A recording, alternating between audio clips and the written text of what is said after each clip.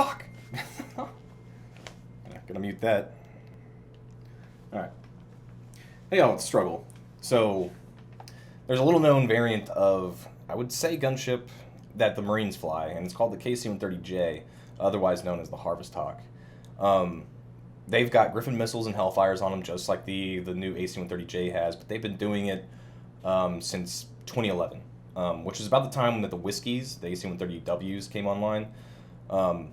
And weirdly enough, they were there and just starting out on my first deployment in Kandahar airfield there in Afghanistan. So I got to see these in person. I'll point out that my U-model makes an appearance in this video that I'm going to react to. But I've always thought it was kind of cool that the Marines flew a variant of AC-130. Well, they flew a variant of AC-130 type aircraft. They didn't have guns on them, so I hesitate to call them a gunship. Us legacy guys are real protective of what we call gunships or what's not. Which is always weird because there's a helo that's called the gunship. So there's always a little bit of a beef there. But yeah, the legacy guys are always protective about what we call gunships. If you don't have a gun on it, you're not a gunship. You're flying. Make sure I actually switch over the screen here. I've actually done this video like 3 fucking times. So yeah, the production value on this is kind of low because it was done by the military. So bear with the narrator.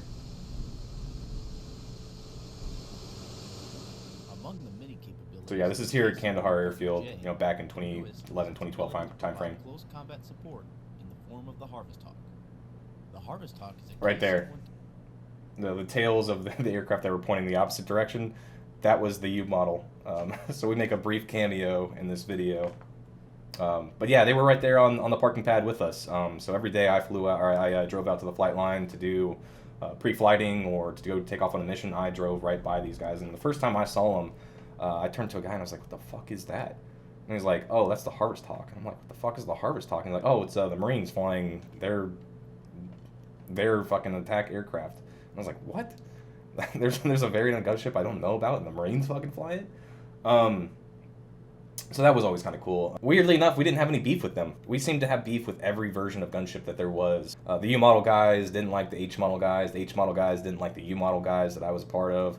And when the Whiskies, the AC-130W came on the block, which was like the test bed for the AC-130J, we all fucking unanimously hated them because they were the new kid. We used to give them shit all the time because it seems like they would miss with the 30mm bushwhacker by like a fucking mile. For whatever reason, we didn't have any beef with these dudes. Probably just because they were Marines and not part of the Air Force.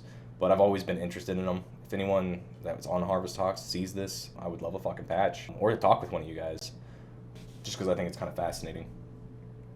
30J aircraft that has been equipped with Hellfire and Griffin missiles in order to help troops on the ground. Yeah, and they were doing this just when the Whiskies were. I gotta point this out. They couldn't have made the shape of these missiles any different. There's a lot of fucking dicks on the side of your aircraft. I know you're Marines. But you're not fooling me. You just wanted an excuse to paint dicks on the side of this. Although I will say, oh no, I'm blacking out this dude's face, but he definitely looks like a gunship guy. Hold on. Yeah, you know what? I'm not worried about it. You see his mustache. That's all that counts.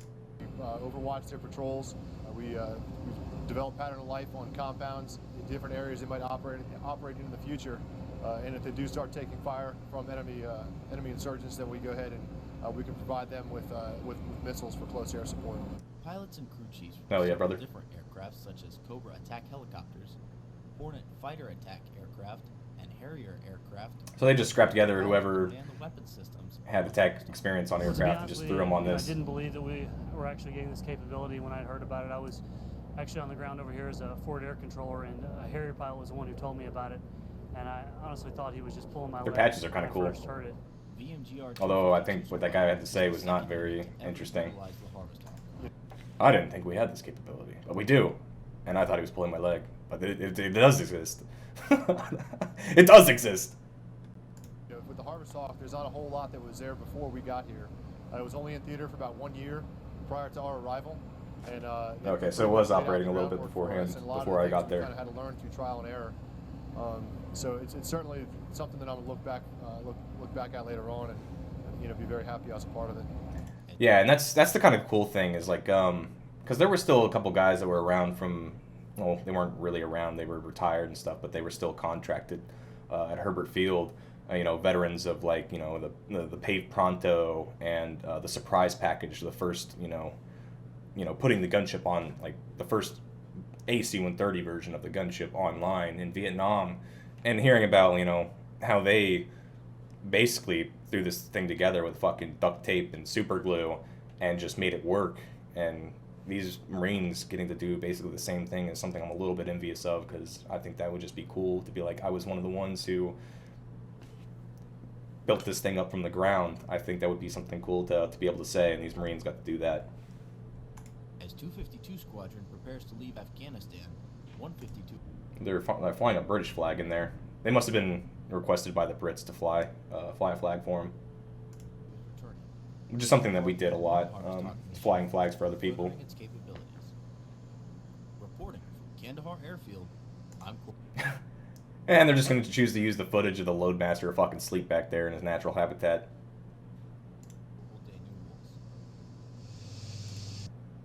But yeah, I did a little bit more research on the Harvest Hawk here before I even started doing this video, just because I wanted to learn a little bit more about it. But it's a very fascinating insight into what gunships could be on like another branch in the military. It seems like there's some crossover now. Like I don't know if you saw it in there, but there was Lockheed Martin was on like what their version of the Battle Management Center, which was just after the cockpit. So I'm assuming those general contractors probably work with some of the guys that are on the AC-130 development programs. So they probably in some regards benefited a little bit at least from all the development of the gunship over the years. And their capabilities now kind of match a little bit of what the J can do, since we both now have Hellfires and Griffins on both platforms. And if you don't know what the K designator is, since these aren't technically ACs, they're Ks. K designator designates an aircraft for refueling purposes.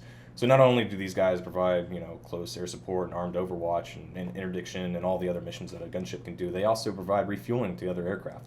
Now I don't think that they're probably providing aerial refueling in an air stack like in a RAS.